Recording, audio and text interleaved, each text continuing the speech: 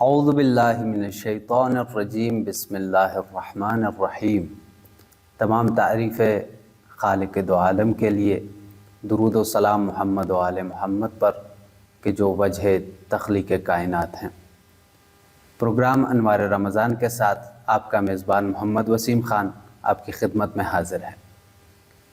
پروردگار عالم کا ہزارہا شکر ادا کرتے ہیں کہ اس نے ایک بار پھر ہمیں اس نعمت سے نوازا کہ ہم ماہ مبارک رمضان کو درک کر سکیں۔ ہزارہا خطاؤں اور لغزشوں کے بعد بھی پروردگار عالم نے چاہا کہ میرا بندہ میرے سفرہ رحمت اور مغفرت سے مستفید ہو، تو اس نے ایک مہینہ بنا میں رمضان المبارک قرار دیا تاکہ میرا بندہ آئے اور مجھ سے طلب کرے اور اس سفرہ رحمت سے مستفید ہو سکے۔ یقیناً ایک عظیم مہینے میں ہم داخل ہو چکے ہیں اور کوشش کرنی چاہیے کہ جتنا ہو سکے اس مہینے کے فیوز و برکات سے استفادہ کر سکیں اور ہم مستفید ہو سکیں۔ ماہ مبارک رمضان کی فضیلت کو سمجھنے سے پہلے ہمیں اس بات کی جانب متوجہ ہونا چاہیے کہ ماہ مبارک رمضان کی حقیقت کیا ہے، اس کی وجہ تسمیہ اور اس کا حقیقت اور باطن کیا ہے۔ آج کے پروگرام میں اسی پر بات کریں گے۔ ہمارے ساتھ تشریف فرما ہیں جناب سید رہبر علی زیدی صاحب۔ مولانا بہت شکریہ آپ کا، آپ تشریف لائے اور آپ نے اپنے قیمتی وقت میں سے وقت نکالا۔ مولانا، جیسے کہ ہم نے اپنے پروگرام کا عنوان قرار دیا حقیقت رمضان، تو اس عنوان کی بنیاد پر ہم اپنے پہلے سوال کی جانب آئیں گے کہ رمضان المبارک کا وجہ تسمیہ کیا ہے، کیوں اسے رمضان کہا گیا؟ اعوذ باللہ من الشیطان الرجیم، بسم اللہ الرحمن الرحیم، وبہ نستعین، انہ خیر ناصر و معین، اللہم صلی علی محمد و آل محمد۔ بہت اچھا سوال ہے اور یقیناً اس سوال کی طرف جو ہے وہ ہمیں متوجہ ہونا چاہیے کہ اتنا عظیم اور اتنا بابرکت مہینہ کہ جس کی اللہ نے اہل بیت نے ائمہ اطہار نے اتنی تاکید کی ہے، یہ بھی ایک ذریعہ ہے اس ماہ مبارک کی جو ہے وہ شناخت کا، کہ ہم پہچانے کہ یہ اصل میں رمضان کیوں کہا گیا۔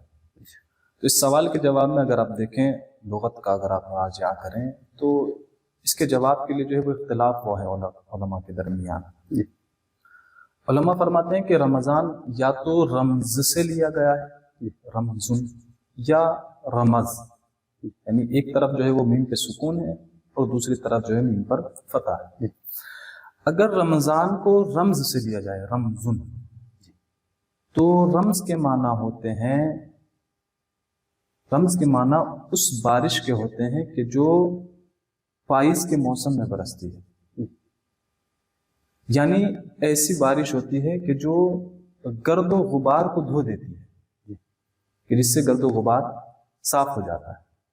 تو اگر رمضان کو ہم اس معنی میں لیں تو رمضان یعنی ایسا مہینہ اور ایسی رحمتوں کی بارش کہ جو انسان کے اوپر سے اور انسان کے نفس سے گناہوں کے گرد و غبار کو صاف کر دیتی ہے اور دھو دیتی ہے، اگر اس معنی میں لیا جائے۔ اور دوسرا معنی کہ جو تاکید کے ساتھ بیان ہوا ہے اور یہی معنی جو ہے وہ زیادہ وارد ہوا ہے کتابوں میں، رمضان، رمضان کہتے ہیں شدت حرارت کو، آتش کو، یعنی ایسی آتش کی جو جلا دیتی ہے، ایسی آتش کی شدت کی جو جلا دیتی ہے۔ اگر ہم اس معنی میں رمضان کو لیتے ہیں تو رمضان یعنی ایسی رحمتوں کی آتش کے جو گناہوں کو جلا دیتی ہے۔ سبحان اللہ۔ تو جس بھی معنی میں ہم لیں، رمضان یعنی کہ جس سے انسان اپنے جہاد بالنفس کے ذریعے سے اپنے نفس کو پاک و پاکیزہ بنا سکتا ہے۔ یہ ایک فرصت ہے اور ایک مہلت ہے ہمارے۔ سبحان اللہ۔ مولانا، بہت نہایت خوبصورت انداز میں آپ نے بیان کیا کہ کیوں رمضان کہا گیا، یعنی وہ خزان کی وہ بارش جو گرد و غبار کو دھو دے۔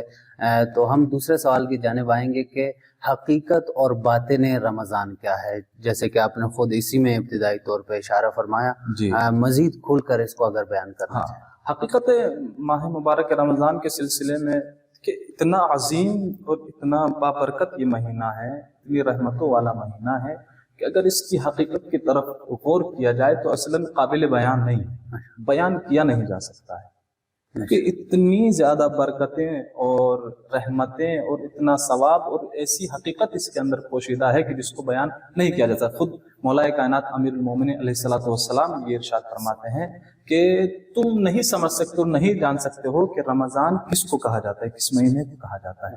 یعنی کیا مطلب؟ یعنی جو برکتیں، جو رحمتیں اور جو عظمتیں اس ماہ مبارک رمضان میں پوشیدہ ہے ان کو تم درک نہیں کر سکتے۔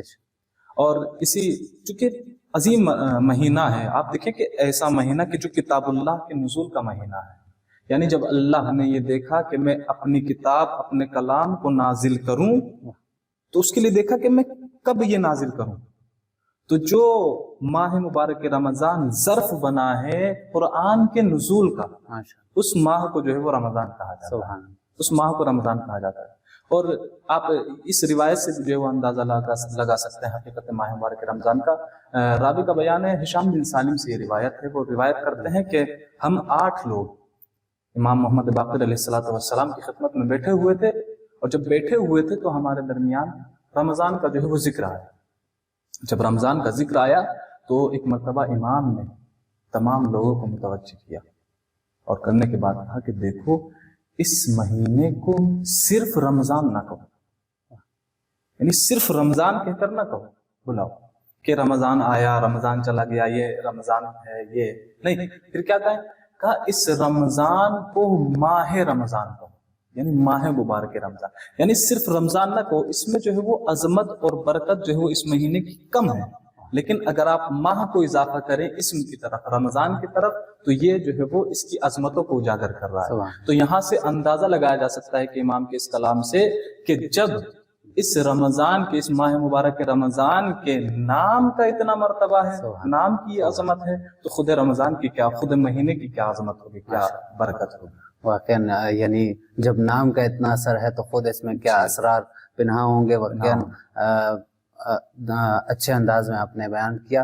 مولانا ایک فقہی سوال بھی ہمارے پروگرام کا حصہ رہتا ہے، ہمارے معاشرے میں ایک رائج سوال ہے جو زیادہ تر شبہ کے طور پہ بھی پوچھا جاتا ہے اور ایک ابہام بھی ہے جوانوں کے ذہن میں اور عموم یعنی عوام کے ذہن میں بھی، یہ ہے کہ یہ جو سن بلوغ کا مسئلہ ہے کہ لڑکی پر 9 سال کی عمر میں کیوں روزہ واجب ہو جاتا ہے، اور ساتھ ہی دوسری جانب دیکھیں تو لڑکوں میں 15 سال کی عمر میں کیوں روزہ واجب ہوتا ہے، اس کا ذرا جواب دیجیے۔ بہت اچھا سوال ہے یہ، ظاہراً جو ہے وہ ہر جوان کے ذہن میں یہ سوال آتا ہے، اور شبہ کے طور پر، جیسا کہ آپ نے فرمایا کہ شبہ کے طور پر آتا ہے، اور بہرحال جو بھی عقل رکھتا ہے اس کے ذہن میں یہ سوال آ سکتا ہے۔ دیکھیے اس سوال کے جواب میں جو بلوغ کا جو مسئلہ ہے، یہ خداوند عالم کے احکام وضعی میں سے، ان کو جو وضع کیا ہے اللہ نے وضع کیا ہے، اس کی علت اصلی کو کوئی بیان نہیں کر سکتا سوائے خداوند متعال کے اور اہل بیت علیہ السلام کے، ان کے علاوہ علت اصلی کوئی بیان نہیں کر سکتا۔ اگر آپ دیکھ رہے ہیں کہ کتابوں میں جو ہے اس کا جواب آیا ہے تو وہ صرف اور صرف ایک تعویل کی حد تک ہے، کہ علماء نے اپنے علم کے مطابق جو ہے وہ اس سوال کے جواب کے لیے جو ہے وہ تعویلات پیش کی۔ مثلا مثال کے طور پر آیت اللہ العظمیٰ جوادیہ آملی نے جو ہے وہ اس سوال کے جواب میں ایک تعویل پیش کی ہے۔ وہ کیا کہتے ہیں؟ وہ کہتے ہیں کہ بلوغ کا جو مسئلہ ہے، بلوغ یعنی یہ بلوغ ہے کیا؟ ہم لوگ جو ہے وہ اس کو سرسری طور سے ایسے ہی ہمارے معاشرے میں گزر جاتے ہیں کہ بلوغ چلے میں بالغ ہو گیا، لیکن اگر آپ اس پہ تھوڑی سی دقت کریں تو آپ اس کی چاشنی کو سمجھیں گے، جو اس میں لطف ہے، جو لطافت ہے۔ وہ فرماتے ہیں کہ بلوغ یعنی کیا مطلب؟ یعنی جب انسان بالغ ہوتا ہے تو وہ اللہ کے خطاب کا مخاطب قرار پاتا ہے۔ یعنی کیا مطلب؟ یعنی جب انسان بالغ ہوتا ہے تو اس کے اندر یہ صلاحیت اور یہ شانیت آ جاتی ہے کہ وہ اللہ کے خطاب کا مخاطب قرار پائے۔ یعنی یہ جو آیت مثال کے طور پر کتب علیکم الصیام، کہ تمہارے اوپر روزے لکھ دیے گئے ہیں، تو یہ جو علیکم کا جو خطاب ہے، یعنی اگر میں بالغ ہو رہا ہوں تو یہ علیکم اللہ مجھ سے بھی خطاب کر رہا ہے۔ سبحان اللہ۔ یعنی میرے اندر یہ صلاحیت آ رہی ہے، یہ شانیت آ رہی ہے کہ اللہ سے جو ہے وہ اللہ مجھ سے خطاب کر رہا ہے۔ اور یہی وجہ ہے کہ بعض علماء کے جو ہے وہ سیرت میں بھی یہ ملتا ہے کہ جب وہ بالغ ہوئے تو انہوں نے جشن منایا۔ سبحان اللہ۔ سب لوگ ہمارے یہاں جو ہے وہ جشن تولد مناتے ہیں، برتھ ڈے مناتے ہیں، لیکن ان عالم دین نے جو تھا وہ کیا بنایا؟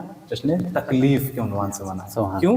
انہوں نے یہی جواب دیا کہ میرے اندر جو ہے یہ صلاحیت اس وقت آ گئی ہے کہ میں اللہ کے خطاب کو مخاطب قرار پاؤں. سبحان اللہ سبحان. تو اگر اس روح سے دیکھا جائے، چونکہ یہ بھی صرف ایک تعویل ہے اس سوال کے جواب میں، تو آپ دیکھیں کہ لڑکے کے اندر یہ صلاحیت، چونکہ انہوں نے جو تھا اس جواب کو جو ہے وہ جو ہمارے معاشرے میں اور جو غیر دینی جو افراد ہیں وہ یہ سمجھتے ہیں کہ ہمارے اسلام میں جو تھا عورت کا مرتبہ مرد سے کم رکھا گیا ہے.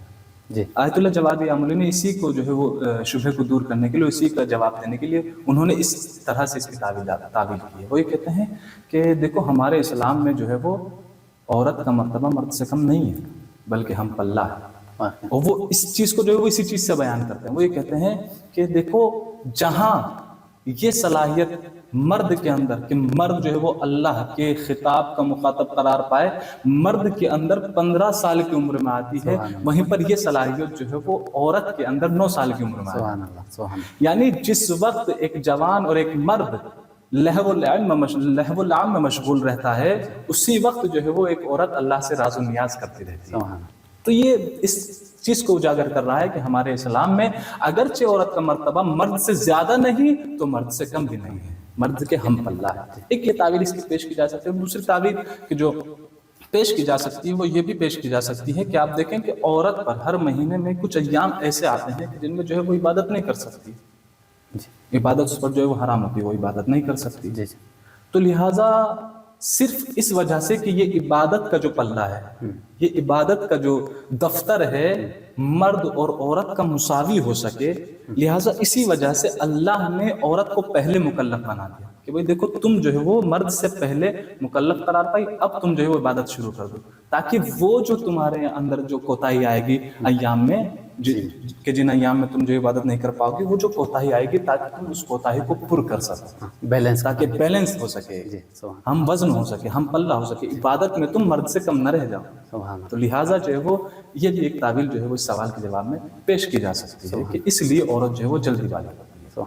مولانا نہایت ہی عمدہ جواب دیا، اور انہی جوابات کے ساتھ آپ نے عورت کی عظمت کو بھی بیان کیا کہ اسلام میں عورت کو جو عظمت دی گئی ہے اور جو فضیلت دی گئی ہے، گرچہ مرد سے کم نہیں تو زیادہ نہیں تو کم بھی نہیں، یعنی ہم پلہ ہے. واقعاً خوبصورت انداز میں آپ نے بیان کیا.